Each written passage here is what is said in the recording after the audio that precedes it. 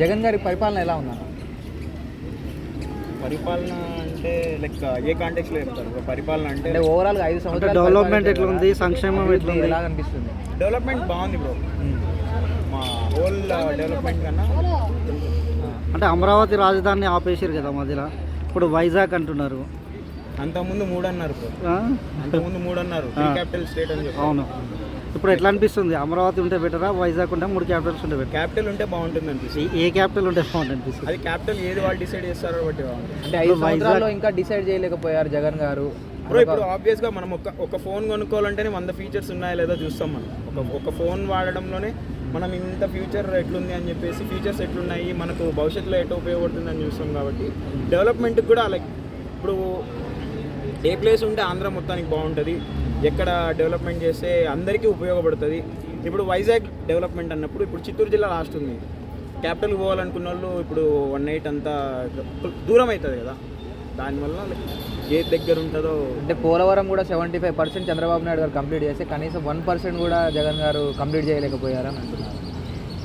అంత ఐడియా లేదు, మీరు హైపోథెటికల్ క్వశ్చన్స్ అడుగు. అంటే ఇంకోటి ఏంటంటే ఇప్పుడు మన అంటే రీసెంట్ కామెంట్స్, డబుల్ రోడ్ ఉంటే అది తెలంగాణ రోడ్స్, సింగిల్ రోడ్ కనపడితే ఏపీ రోడ్స్ అన్న కామెంట్ చేశారు ఇంతకుముందు. అంటే డ్రైనేజ్ వ్యవస్థ అనేది అధ్వానంగా ఉంది అసలు, అంటే మౌలిక వసతులు అనేటివి అసలు పట్టించుకోలేదు ఆయన అనిపించిందా జగన్ అంటున్నారు. అంతవరకు నిజం. మనం అంతగా మాట్లాడేంత లేదు కదా బ్రో. మీరు కొంచెం సరే, పథకాలు అయితే అందుతున్నాయి అన్న? అందుతున్నాయి, కొన్ని సంక్షేమ పథకాలు అనేది అందుతున్నాయి. అన్నీ చెప్పలేము కానీ బ్రో, లైక్ ఎడ్యుకేషన్ అనేది కొంచెం బాగుంది. అంటే వాలంటీర్ వ్యవస్థ ఎట్లుంది అక్కడ? వాలంటీర్ వ్యవస్థ మంచిగానే ఉంది బ్రో. లైక్ మనకు ఇవి ఇప్పుడు బీటెక్ కంప్లీట్ చేసుకున్న వాళ్ళు ఖాళీగా రోడ్ల మీద తిరగడం బదులు వాళ్ళకొక కొంచెం ఎంప్లాయ్మెంట్ అనేది ఓకే, వాళ్ళ సర్వీసెస్ ఎట్లున్నాయి అది అంత ఐడియా లేదు బ్రో. అంటే జగన్ గారి పరిపాలనలో నిరుద్యోగత బాగా పెరిగింది, ఉద్యోగాలు లేవు అని అంటున్నారు. చదువుకున్నా కూడా మరి మీరే చెప్తున్నారు కదా బ్రో, ఇప్పుడు ఉద్యోగాలు లేకుండానే వాలంటీర్లు పెట్టి ఇంత ఒక స్టేట్లో ఇంత 5,000 జీతం ఇవ్వడం కూడా ఒక ఉద్యోగమేనా అని అంటున్నారు. ఇప్పుడు మనకు తెలుగులో ఒక సామెత ఉంది బ్రో, గుడ్డి కన్నా మెల్ల మేలు అని చెప్పేసి. ఏమీ లేని దానికన్నా ఏదో కొంచెం ఉన్నది బెస్టే కదా. ఈ పథకాలు ఇవ్వడం కూడా జనాల్ని సోమరిపోతులు చేయడం అవుతుంది. సోమరిపోతులు అని అనడం కన్నా లైక్ సోమరిపోతులు ఏముంది బ్రో, కాళ్ళు చేతులు ఉన్న వాళ్ళకి కూడా ఎందుకు పథకాలు ఇవ్వడం అని. అంటే ఇప్పుడు రేషన్ ఉంది, పోయి తీసుకొని వస్తాడు, ఎందుకు వాళ్ళకి ఇంటికి పంపించడం అని.